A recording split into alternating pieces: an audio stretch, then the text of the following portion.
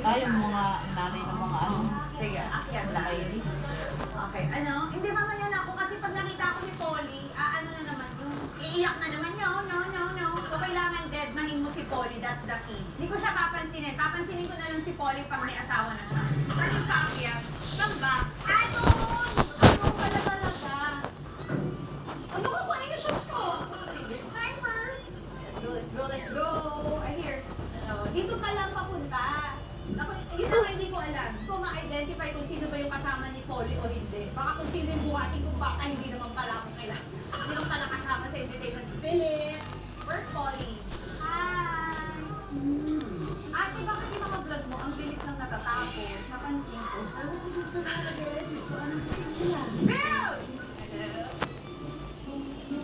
Cindy? Philip? Bakit? Ang dami kong sino. Sizis. Nahihilo ko. Ano guacamole? Saan yun? Yung guacamole?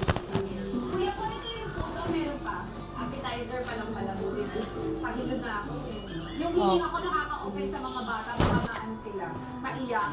Oo, bakit ganito? Parang nasa Jennifer pag hindi pa na-over Sa akin.